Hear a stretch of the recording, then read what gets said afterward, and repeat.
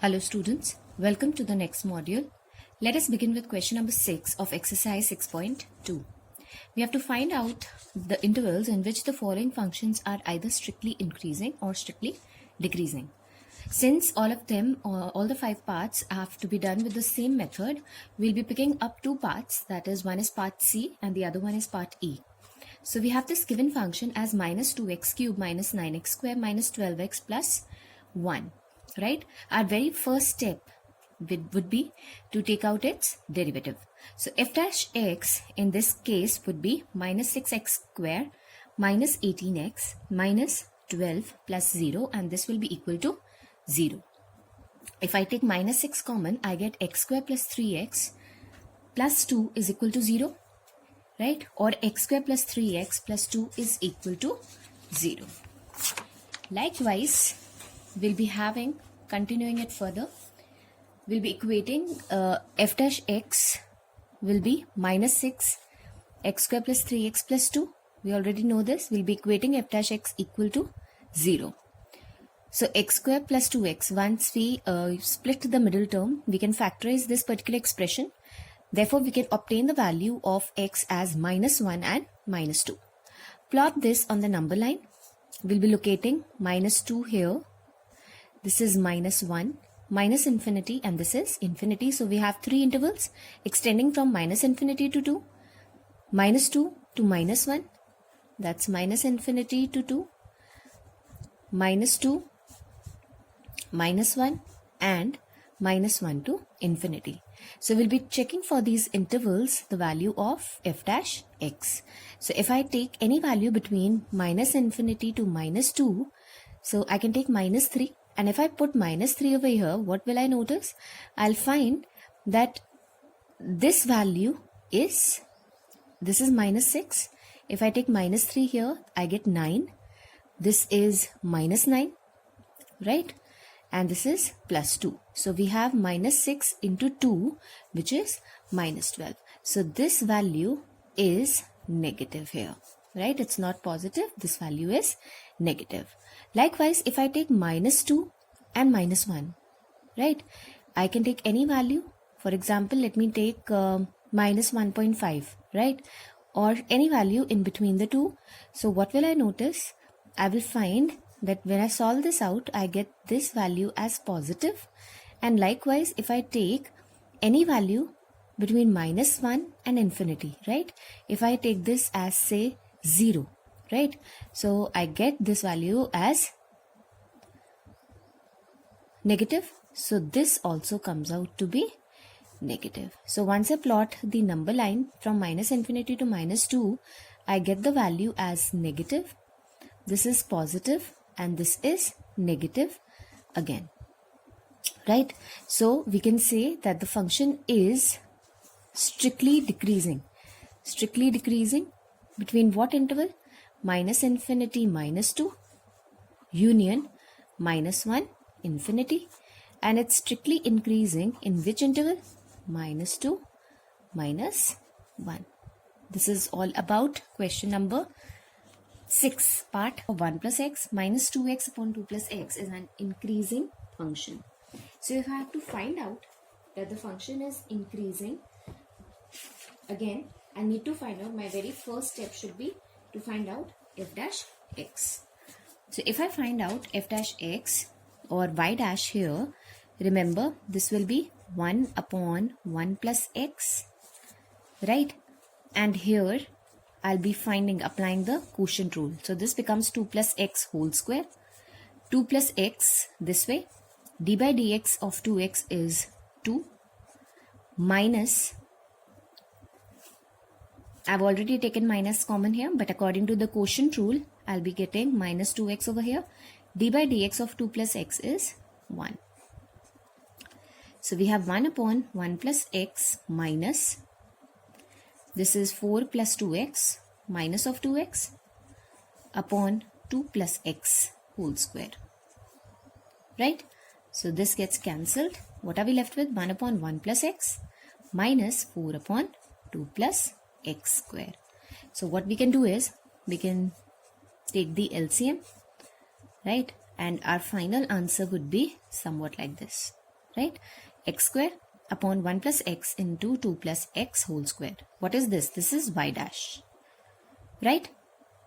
Now, we have to prove that the function is increasing function throughout its domain. Okay, and another thing that is given to us in this question is that x is greater than minus 1, right? If x is greater than minus 1, if x is greater than minus 1, we can also say that x plus 1 is greater than 0, right? So irrespective of the value of x, since x takes all the values that are greater than minus 1, remember, even if we take x greater than minus 1, even if it is negative, x square will always give us a positive value. 1 plus x is also a positive value we have derived from here, and 2 plus x whole square is also a positive value. Therefore, I can conclude that y dash is equal to 0. Therefore, y is an increasing function throughout its domain. Clear?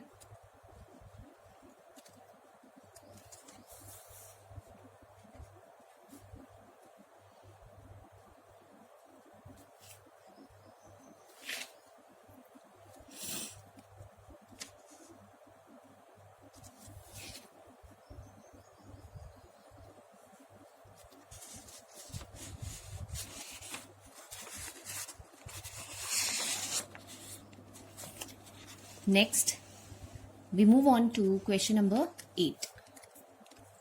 Find values of x for which the function this is an increasing function, right? So you have to find out the value of x, that is, you have to find out the critical values at which, or a particular interval at which the given function is an increasing function, which can be done similarly, right? As we have done all the other questions, this also you will do in the same manner, right? Coming to question number 9, we have to prove that this function is an increasing function of theta in 0 to pi by 2, right? So again, our very first step would be taking out y dash. So this is 2 plus cos theta whole square, right? This is 2 plus cos theta as it is. 4 sin theta. So this is cos theta. We'll be taking out the derivative, minus 4 sin theta. Derivative of 2 plus cos theta is, derivative of 2 is 0, and derivative of cos theta is minus sin theta, and derivative of this is minus 1, right? So simplifying this further, we get this as 4 cos theta into 2 plus cos theta plus 4 sin square theta upon 2 plus cos theta whole square minus 1, right? Again, this is 4 or 8 cos theta plus 4 cos square theta plus 4 sin square theta upon 2 plus cos theta whole square minus 1, right? So this is 8 cos theta plus 4, taking cos square theta plus sin square theta in the bracket and taking 4 as common. So we get 1 upon 4 into 1 upon 2 plus cos theta whole square minus 1, right? Now if we say theta between 0 to pi by 2, right? Remember, cos theta and sin theta both are positive. So here 8 cos theta plus 4 upon 2 plus cos theta whole square will be positive, and definitely it will be greater than 1, right? Because it's increasing from 0 to pi by 2, the value is increasing. So what can we conclude here? That we can conclude here that this function y dash is greater than 0. Therefore, it is an increasing function from 0 to pi by 2. This is what we can conclude from here. Alright, this can be further solved. How can we further solve this? We can further solve this as, this is 8 cos theta plus 4 minus 2 plus cos theta whole square upon 2 plus cos theta whole square, right? So this is 8 cos theta plus 4 minus, this is 4 plus cos square theta plus 4 cos theta upon 2 plus cos theta whole square. So once I open the brackets, 4 and minus 4 gets cancelled. I am left with 8 cos theta minus cos square theta plus 4 cos theta upon 2 plus cos theta whole square. So this is cos square theta minus cos square theta plus 4, 8 minus 4 this is. So this is plus 4 cos theta upon 2 plus cos theta whole square. So all these values will be increasing. So what can we conclude? That y dash is definitely greater than 0. Therefore, it's an increasing function, right? From 0 to pi by 2. Coming to question number 10, we have to prove that the logarithmic function is strictly increasing on 0 to infinity. So if a logarithmic function is increasing, let me take this function as log x, right?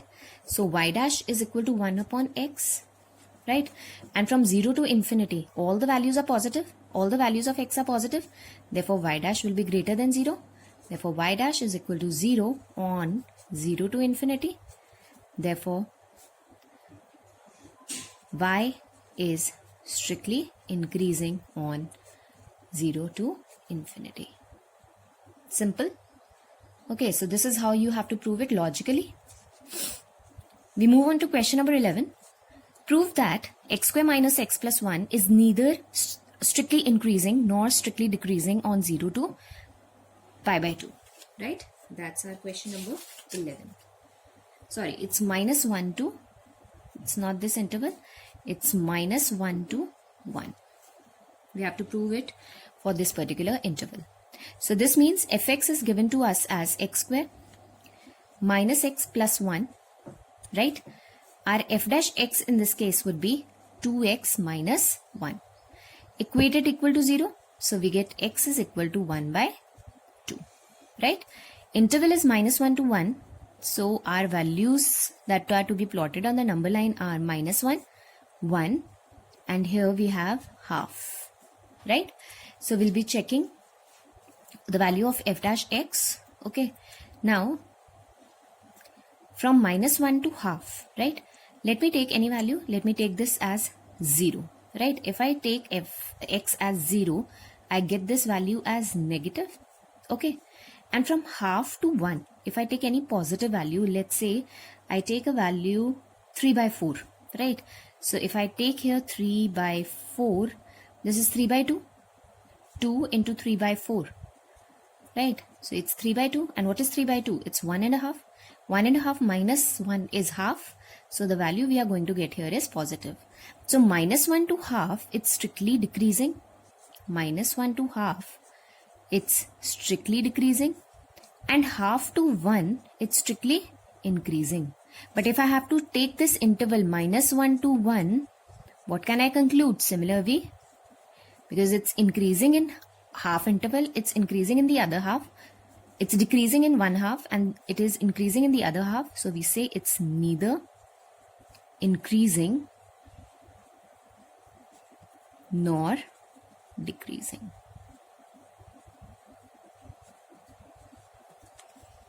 Clear? Okay. With this, we come to the end of question number 11. In the next module, we'll start with question number 12 onwards. Till then, students, please complete your work till question number 11. Thank you.